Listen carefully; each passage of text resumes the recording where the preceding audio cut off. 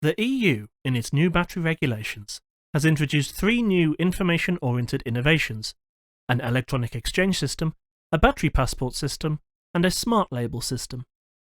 In the previous 2 videos, we have introduced the concept of a battery passport ecosystem, connecting these 3 systems together and coordinating the information that will be required across this ecosystem. My name's Paul, and in today's video, we will be explaining the EU's timeline for mandatory information publishing.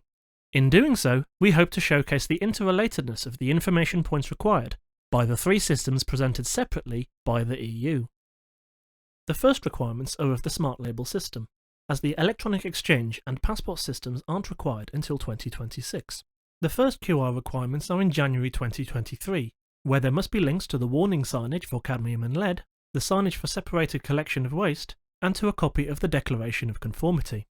In July of the same year, waste prevention information must also be provided, explaining good practices to extend asset life, the meaning of all labels and symbols, end-user responsibilities at waste disposal, the services available to dispose of waste, and the impact if waste is not disposed of correctly.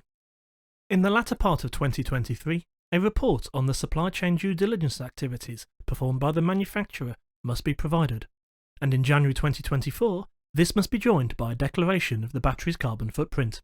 In 2026, this must also include the performance class. Finally, in 2027, the smart label should also contain copies of 2 physical labels. These are labels that repeat information that is also required elsewhere within the systems. One details general battery manufacturer information, while the other details expected battery duration. Within the battery passport, technical documentation is required about the values for battery performance and durability, as well as details regarding the unique identification of the passport and the product. It is the electronic exchange system requirements that make clear the interrelations with the other platforms and the duplicate information that is required. First, there are a set of new information points.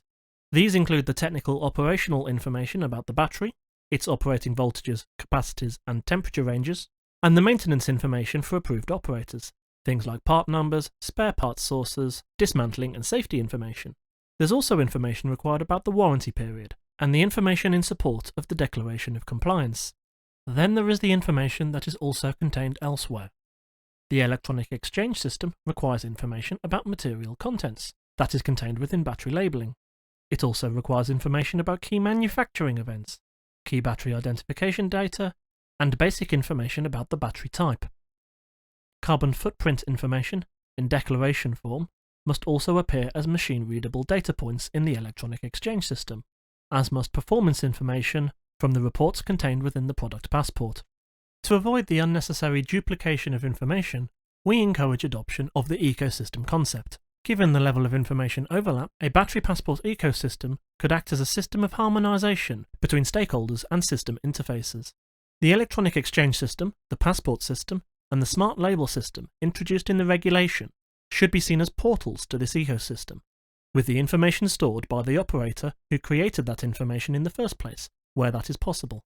In addition to these 3 portals, the EU regulations imply a range of additional systems that would also interface with a battery passport ecosystem, even though the EU hasn't explicitly detailed them in passport, electronic exchange, and smart label requirements. But this is the topic for the next video.